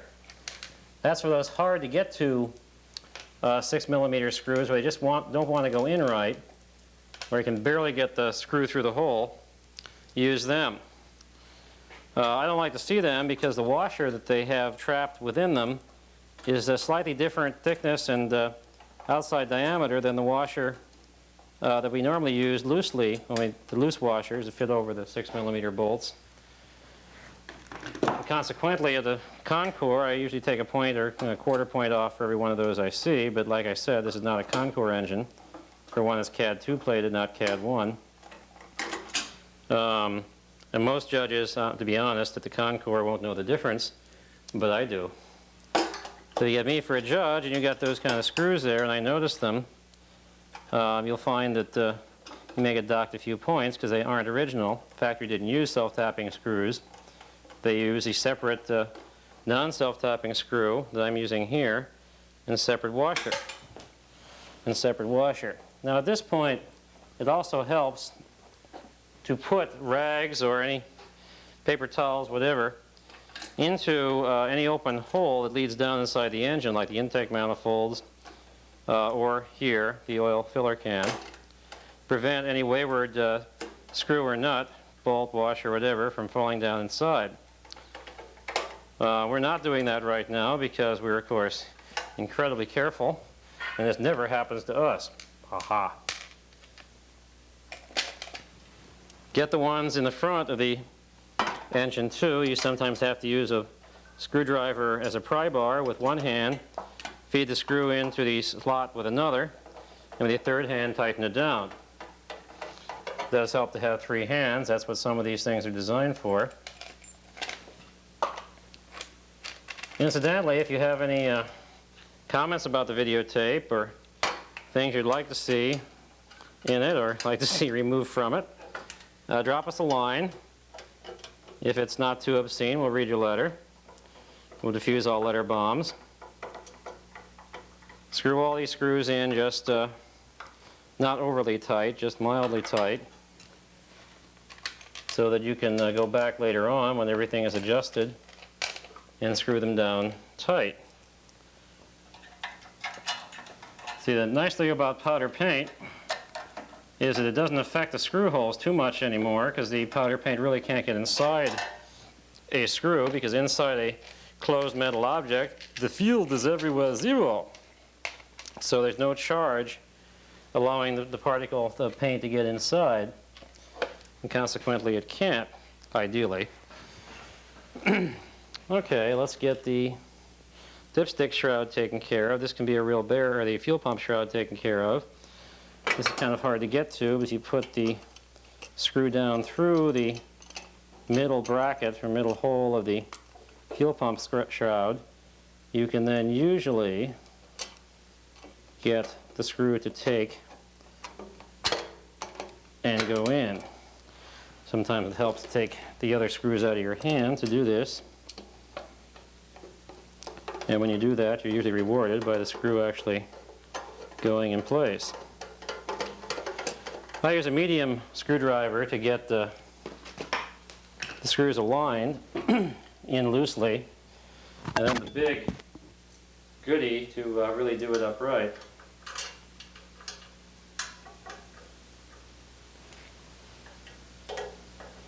This is a tricky one too. You've got to balance. There are little screwdrivers that attach the screw to the screwdriver, so you can actually put it in a lot easier. They usually work pretty well, but two I've tried from Sears both kind of failed in about a year or so, so I'm not too enthused by them. Get one more of these.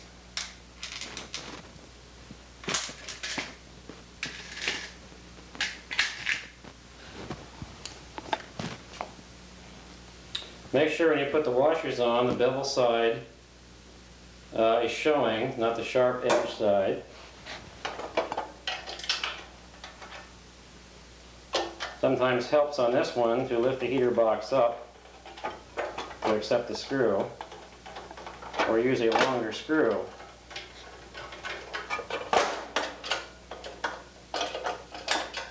Or a self-tapping one. But perseverance usually pays off, and we usually get it. Okay, let me go out and show you the side vertical pieces and what to do to them. Okay, the zenith side vertical shroud has a little cutout here, a little jog. This jog will interfere with the Solex air cleaner intake manifold. You won't be able to get it over Solex intake manifold. So what you have to do is cut that out, either on a grinder or with a pair of tin snips. And you actually have to bend this area up, sort of vertically to clear also, and then bend it back down after it's down, and the reverse of that to get it off again. That way you can use your zenith side vertical shrouds on Solex intake manifolds. Okay, so let us put them on now. I did notice that this one part of the fan shroud is bent a little bit, so we can screw in a little bolt like this and bend it back the other way. And it'll straighten it out pretty nicely. I have two of the zenith side vertical shrouds have already been massaged like that. All you have to do now is take a pair of pliers, bend this up. Don't be afraid. The powder paint usually won't crack. Even if it does, the side horizontal pieces go on top of this. And you put it on, get it aligned, whack it down there a little bit. Get it over the cylinder shrouds in the front, like that. Get it over the cylinder shrouds in the rear, like that. And then usually, our example bolt, okay, it will go down. You sometimes have to help it out.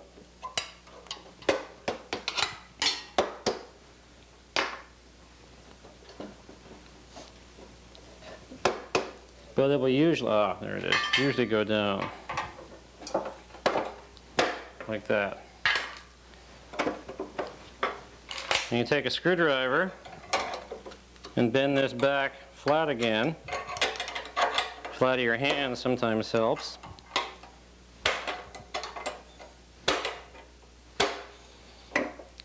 Until it's flat. Likewise on this one.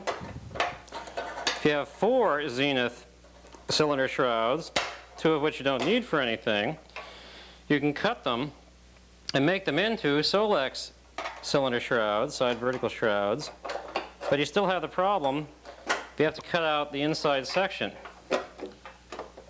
Okay. Now the side horizontal shroud with the curve is always at the front, kind of narrower at the front, so you always put this on. This is the left-hand side one. The other, of course, would be the right-hand side one.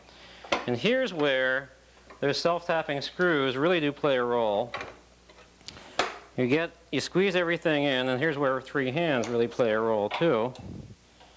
You try and get the holes to line up. Usually that means putting the screwdriver through the spark plug hole, prying one out as you push the other one in, and then trying to get things lined up enough and hold it to where the self-tapping screw can actually do its job.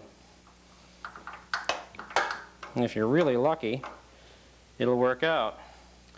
Sometimes it may take 10 or 15 minutes to fit all this stuff together, especially if you're doing sheet metal from a random engine, a random sheet metal on an engine. Usually if you use the same sheet metal that came off the engine, it'll go on with a minimum of fuss and bother. But if you're using sheet metal that is random off different year engines, you can have sometimes occasional difficulty. So you have to fight it. Once you do succeed, though, it's a great feeling to get that screw home. Again, don't tighten it all the way down yet. And if you recall that I was saying on the side horizontal screws, that hold the side vertical piece to the fan shroud, they're special. They're a 6mm bolt with a screwdriver slot. And of course, the Maestro has them, and he uses them because that's what the factory used.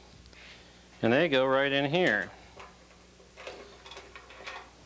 It's the only place that these are normally used on, although I've seen some 912s where the guy who was assembling the engine used nothing but these particular type screws, because that way he could use either a screwdriver or a bolt, a wrench on them.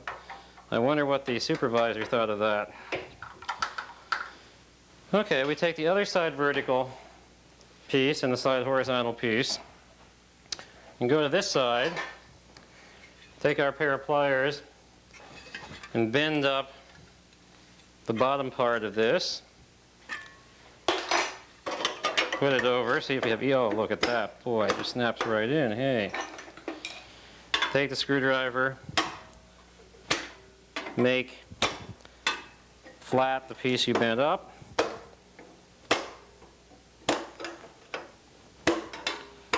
Like that.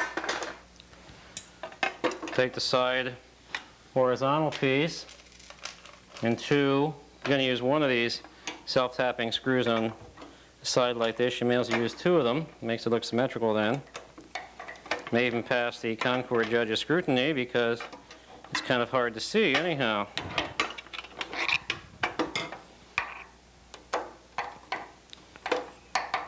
Okay.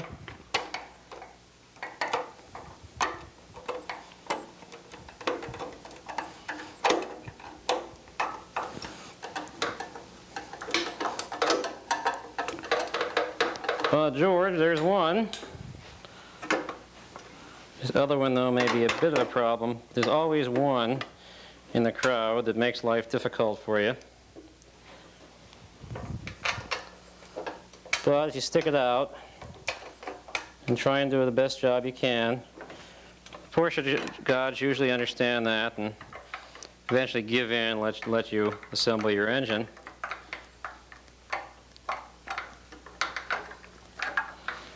Okay, they're both started. Again, on this side, we get out the special 6mm bolt with the slot in it. Put the washer on properly and attach it to the fan housing.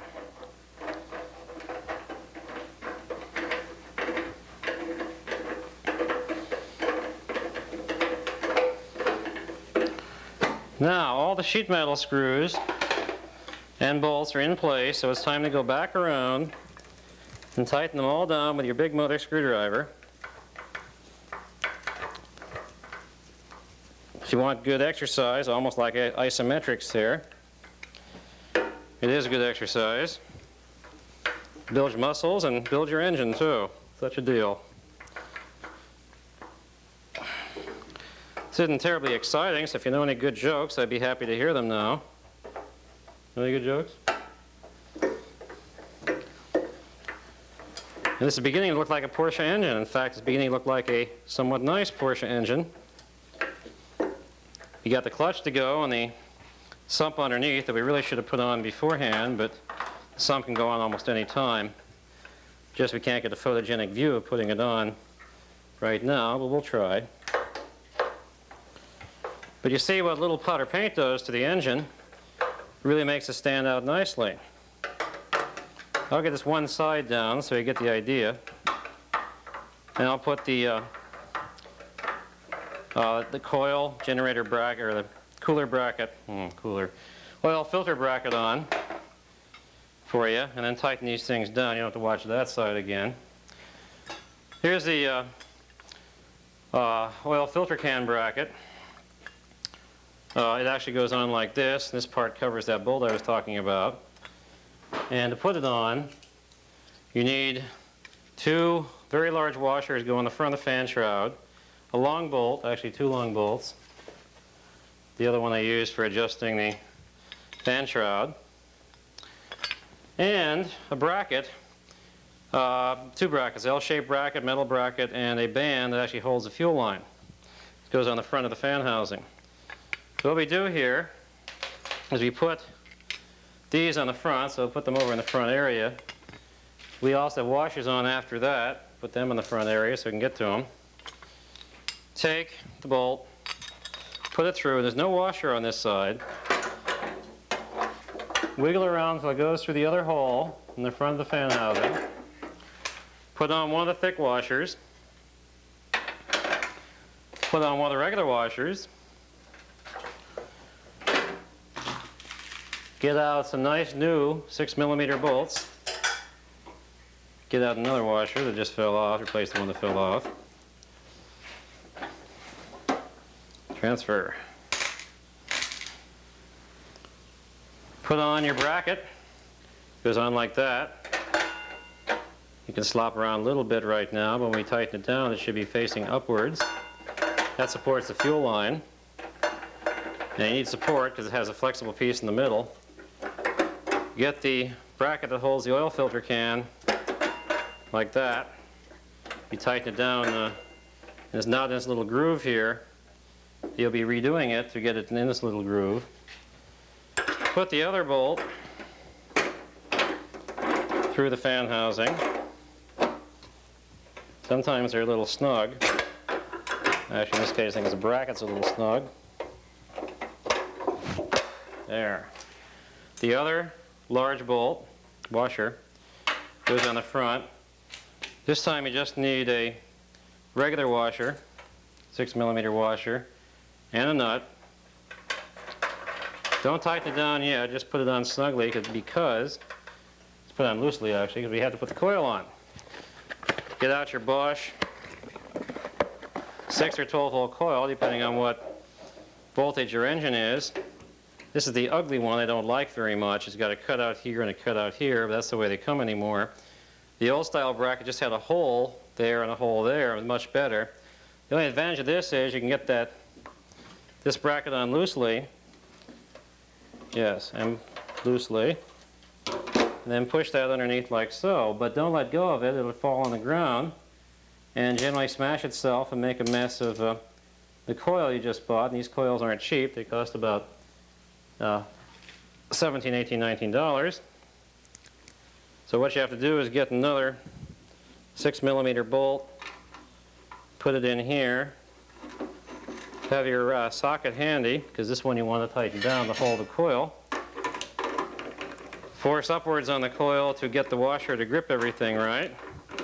Tighten down the 6mm bolt so you can finally let go of the coil, being held by the one bolt. Get out a 10mm across the flat wrench. Hold the one nut in front, fan housing. Tighten down this one. Arrange the bracket. It's going to hold the fuel line to be vertical.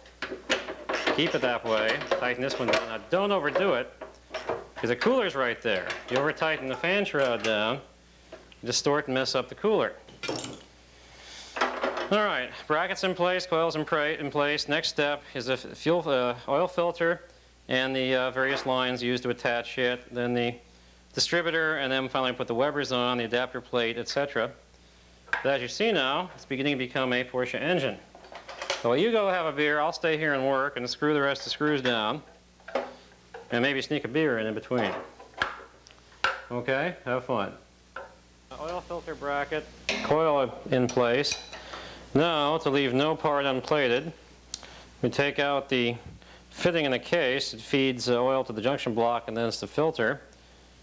We'll replate them. Voila, they're replated. We take the new copper gasket, put that over the fitting, put the fitting back into the case, like so. Tighten the fitting down. Don't let the wrench slip off the nut, or you can ding up the hex, which we usually ding up where the copper gasket fits. Oil junction block goes on next. But first the copper gasket, copper washer, goes on, like so. Oil junction block pointing in that direction, followed by a kind of funny, very small copper washer, followed by a CAD plated hex nut that the oil pressure idiot light switch screws into. It's also 17mm, as so. We tighten it down. Then we find a 12mm wrench and our brand new oil lines. And with the oil lines go a CAD-plated oil line attachment. And we take two aluminum washers that come in the lower end gasket kit, put one on the bolt. This hollow bolt is hollow, got a hole through the middle, got a little oil outlet line there that is what regulates your oil flow to your oil filter can. Put that through the oil filter line, inlet line, put the other aluminum washer on, and tighten that down loosely. Leave that like so for the moment. Here is your return line from the filter. You twist it around like this. Screw it onto the fitting we put in the case, all CAD plated. You can hardly see this since it's in front of the distributor, but the Porsche guys know if you plated it or not. I like to plate all the fasteners except the ones I mentioned, the case acorn nut washers and that sort of thing. Rod nuts, of course, don't get plated. Tighten it down fairly well. And now we can do any one of a number of things. For example, let us take the oil filter can, which we have here. May have to do that now. Oil filter can fits in like so. It's held by that bolt there. And that bolt there should be tightened down a bit.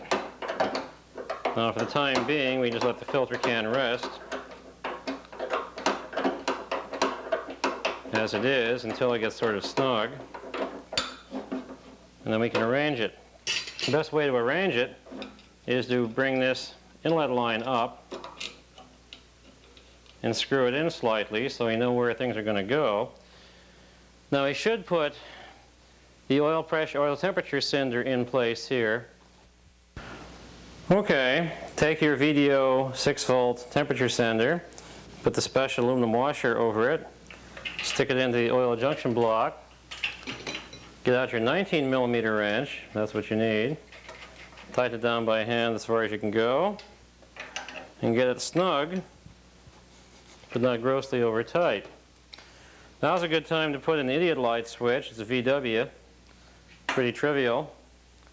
Just screw it in until it kind of snugs down. It's a pipe thread, supposedly, so you don't have to screw it in all the way, but sometimes some of these do require you to screw it in quite a ways. This particular one being apparently one of those. This is the junction block and the gaskets thereon is the most likely spot for an oil leak to occur, second only to the oil filter can.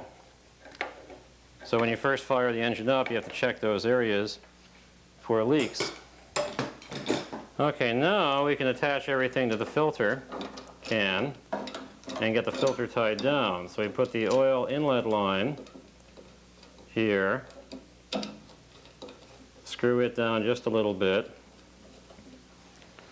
get out our wrench we use to tighten the nut with on the bracket that holds the oil filter can in place. And we'll get it snug, and then we'll adjust the height of the can so that the inlet line is proper. That's a good time to do it is now. Put a little bit of a bend in this, but not too much. Give it room for thermal expansion and vibration, etc. And tighten down the oil filter can. And tighten it down pretty well, too. Because when you tighten down the nut of the filter can, you have to torque on it pretty good to get it to seal the cap. That cap, oil filter can cap, is under oil pressure, which in a good engine can be 50 or 60 pounds per square inch. That cap is about 3 inches, 4 inches in diameter. So there is a couple of 100 pounds on that.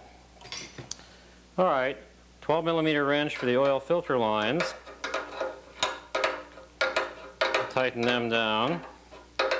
Don't overdo them or you can bend or break things. But you do want to get the ferrule inside. Ferrule inside, nice and snug, so there are no leaks. Now this is arranged, 14mm wrench will then tighten this nut down. You get it so it looks nice, and then tighten it down. Again, don't overdo it. You can strip out the junction block. At that point, bring your return line down, feed the nut in carefully, tighten it down. These are new oil lines and it's a good investment. They're not much money. They run $5, $6, $7 each. They look really nice. And you really can't clean up nor plate your old oil lines. You're much better off buying new ones. There are some that have black rubber in here or in here. Avoid them like the Black Plague. Always remember black rubber equals Black Plague. And don't go near them with a 10-foot pole. Okay, now the next thing we need to do is get our oil filter can, and there's various brands, Mon and Fram, Purelator. You lubricate that with WD-40, stick it in. The gasket that comes in the oil filter can, or oil filter gasket here, sometimes will fit the lid. If you want to be certain, Stoddard Imported Cars has the right type of gasket. Let's see if this one will work. Looks like it actually might. You get it in. If it's too big, this area you're pushing down will keep popping up everywhere throughout.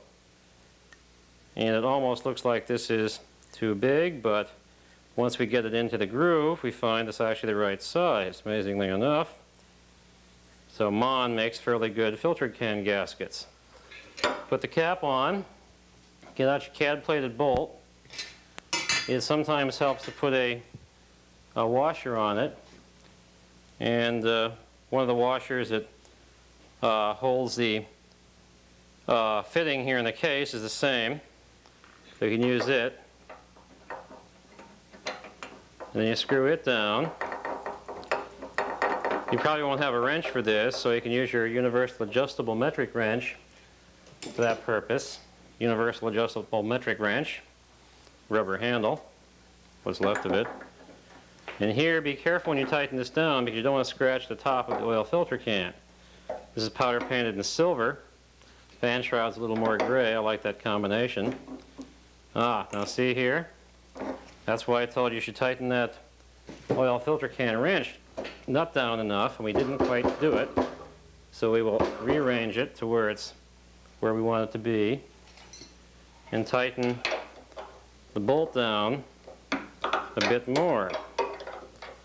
That way we can get the oil filter can top a little bit tighter. There we go.